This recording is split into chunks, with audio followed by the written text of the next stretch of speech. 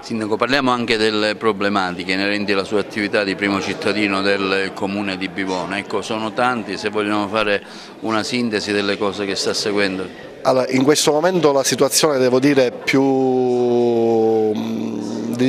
drammatica che stiamo vivendo, che stanno vivendo gli agricoltori di Bivona, è il contenzioso che si è venuto a creare con Girgenti Acqua, che è da diversi anni che eroga acqua verso i giardini, verso i peschetti di Bivona, e da quest'anno, proprio qualche giorno fa, ci ha comunicato che ha le pompe rotte, che ha difficoltà a irrigare. Io ho immediatamente attivato e messo a conoscenza il prefetto di questo, e Girgenti Acqua non può assolutamente bloccare l'erogazione dell'acqua, perché andrebbero a rischio i nostri peschetti. Quindi noi come amministrazione comunale intraprenderemo tutte le azioni volte a cercare di risolvere nel migliore dei modi questa problematica. Una riunione di tutti i sindaci, quale sarà l'oggetto del contendere? Allora, in questi mesi con i 12 comuni delle aree interne, Santo Stefano, Bivona, Alessandria, Cianciana, San Biagio Platani, Lucca, Burgio, Villafranca, Calamonaci,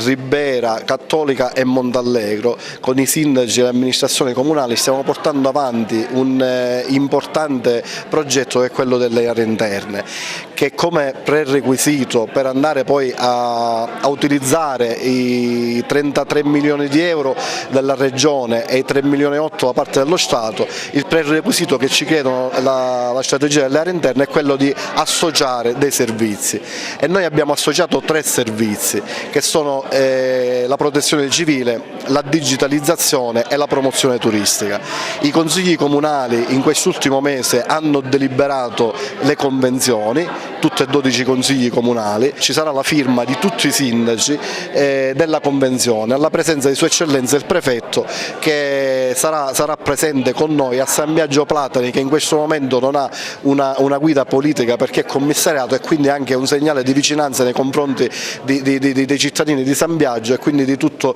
il territorio, per l'importante lavoro che si sta portando avanti in un'ottica di razionalizzazione di risorse e di cercare di accorpare sempre più servizi per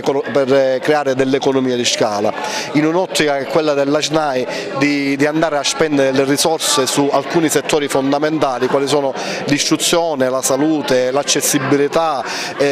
la promozione turistica, la protezione civile e tante altre ancora, su cui stiamo lavorando instancabilmente. E domani avremo una riunione in mattinata proprio alla programmazione con i vari referenti delle varie azioni, proprio per cercare di chiudere nel più breve tempo possibile la strategia, e quindi per arrivare all'APQ che ci consenta poi, avendo il prerequisito, di spendere le risorse.